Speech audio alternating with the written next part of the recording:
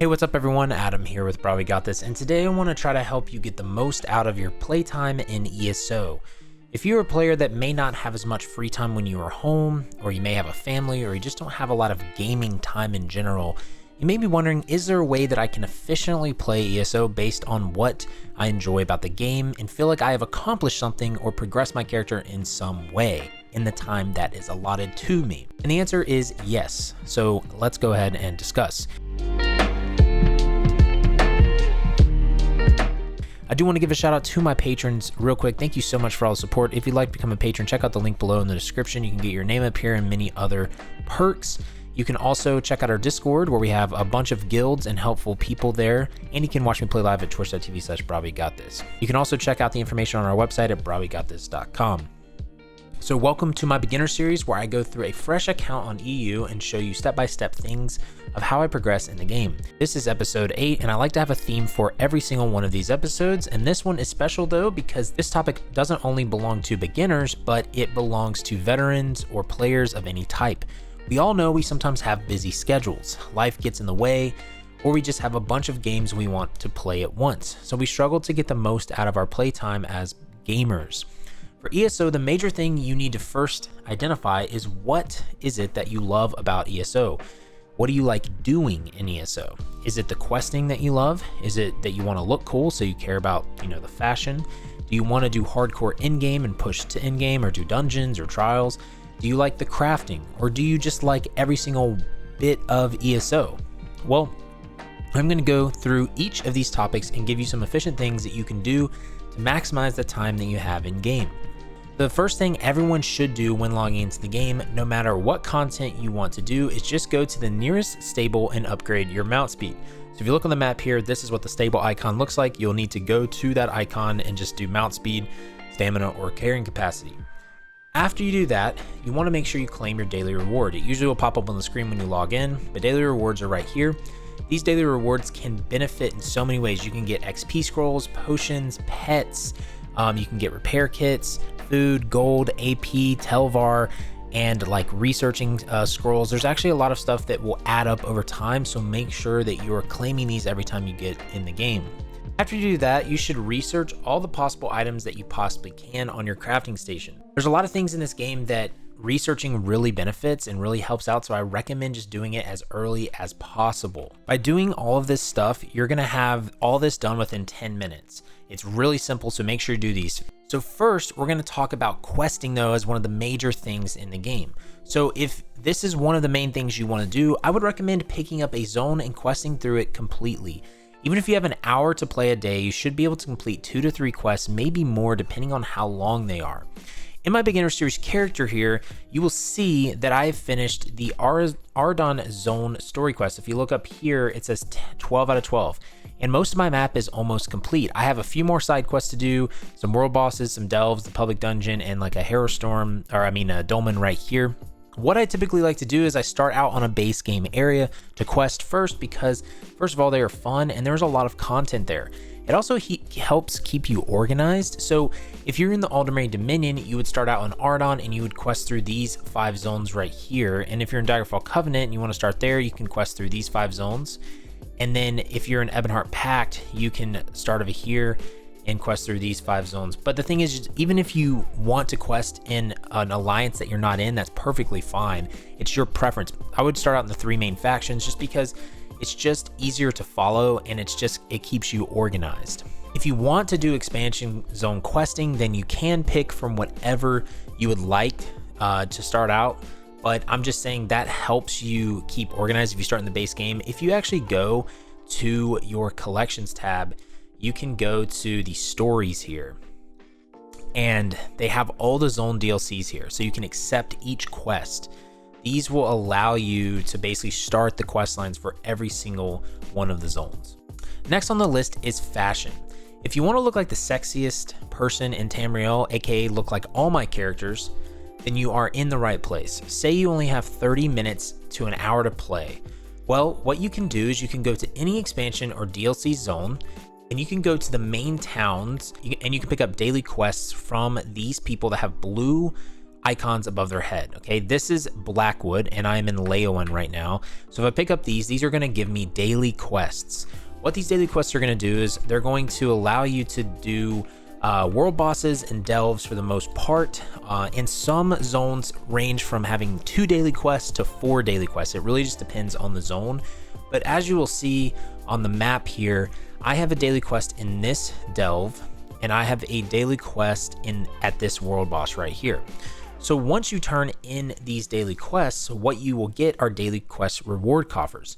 These coffers will then have a chance to have motif pages. They will also have set items and furnishings and stuff like that. But these motif pages are how you make your character look good. So if I were to get a motif from this zone, so say I were to get the Ivory Brigade chess piece. So if I go to a chess piece here, if I get this motif page, that means I will unlock the Ivory Brigade chess piece for medium, heavy, and light armor. So I can actually use this style on my character and I'll look like this for medium, or if I want to put the heavy on or put the robe on. This is how you get different styles in ESO. So these are all the styles. There's tons of them in the game.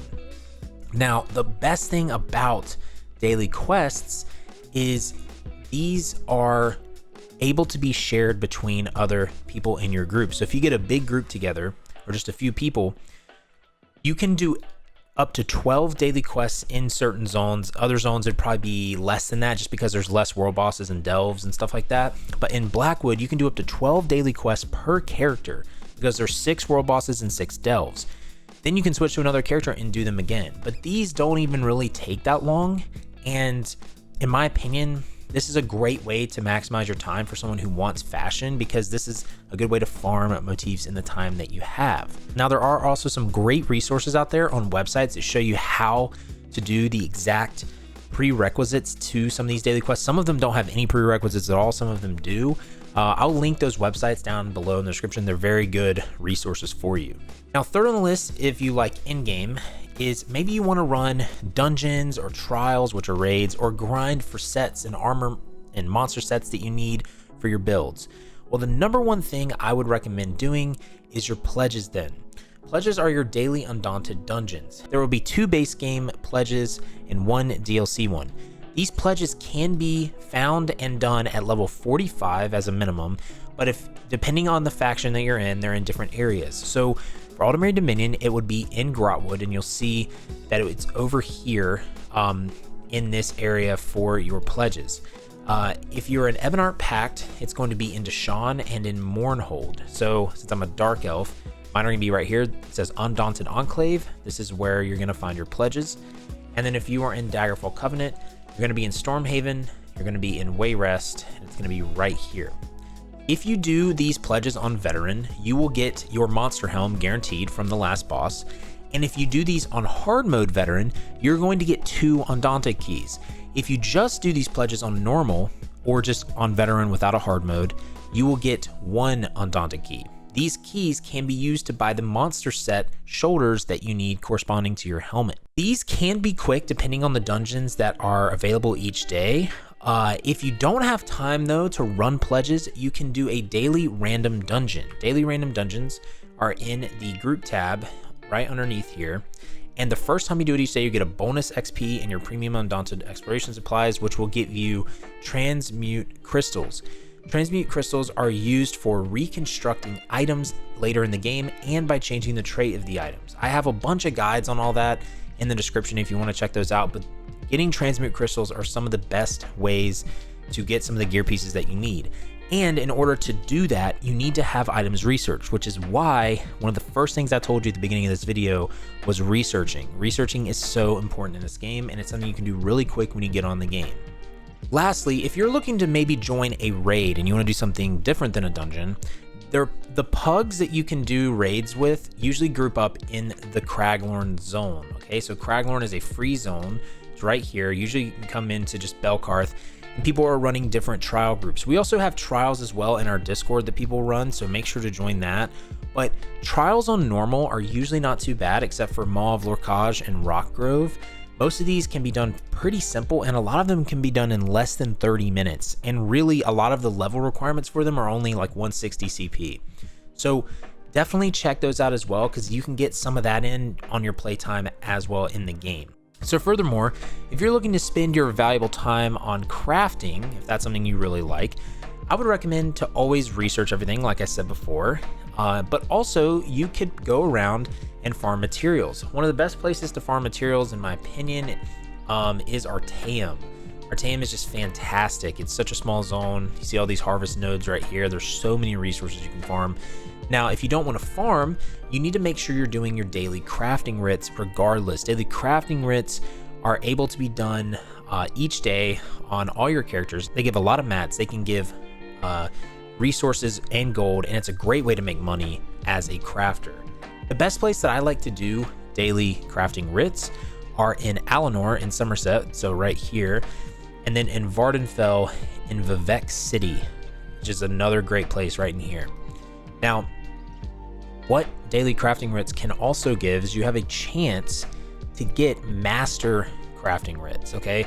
Master writs are a great way to make money, but also just a great way to get master writ vouchers, which will then be used to buy furniture, furnishings, set tables, motifs, all kinds of other things, target dummies.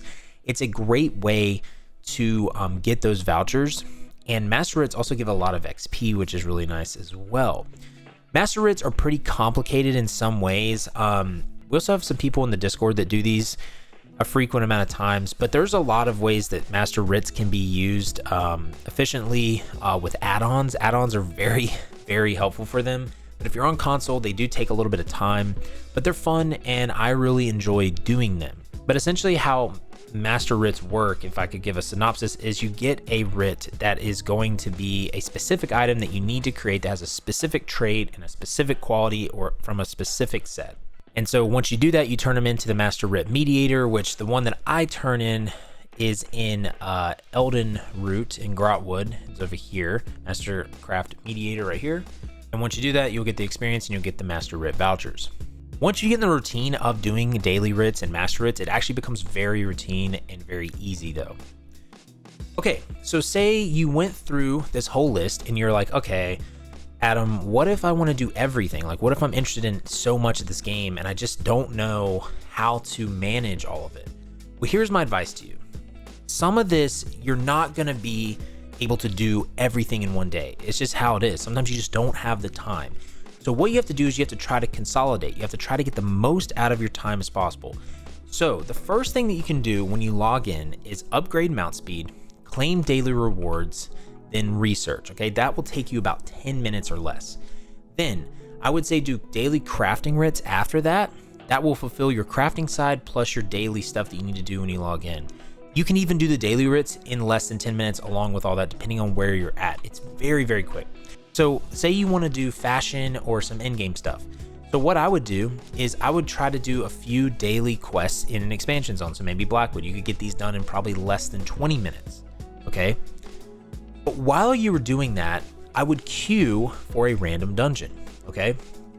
That way, when you queue for a random dungeon here, if you're doing your dailies, then if you get in that dungeon, you'll be put back to where you're at and you can get the dungeon and your dailies done at the same time. Now, if you want a little bit of a challenge and you want to do fashion, I would say go to some DLC dungeons. So you can go up to the dungeon queue here, select specific dungeons and do some DLC dungeons to farm for some of the motif pages in those. That will also get you item sets. That will also get you some other things as well, achievements that will also fulfill that in-game side of things. So that's something you can do with that. Now, say you want to try to get some questing done though, okay? So what you could do then is you could, while you are queuing for a dungeon, you could quest, okay? You could go to any of the zones that I mentioned, whatever quest you're working through, whatever quest line, start questing. And like I said, as you're questing, you'll get a random dungeon pop, and then you'll pop your dungeon, you'll come back, and you'll keep questing. That is, in my opinion, some of the best ways to do everything. Again, you're not going to be able to do every single thing you want in the game in less than an hour, but if you do at least those first couple things and then some questing while queuing for a dungeon or maybe doing a pledge and then getting some motifs if it's like a DLC dungeon. That is going to be some of the best ways to maximize your time in the game. So if you do all those things, I really think you're going to start being satisfied and start seeing some progress in your character. But if this video did help you out, make sure to leave a like, subscribe, heavy attack that bell icon to stay up to date on all the content in the channel. I really do appreciate it. It really helps me out. And you can always find me on twitch.tv/brahwegotthis. You can join our Discord. You can check out our website, brahwegotthis.com. And again, if you have any questions, leave me a comment below and I'll try to get back to you on there. But until next time, y'all, just remember to have faith, be great, and I'll see you on ESO.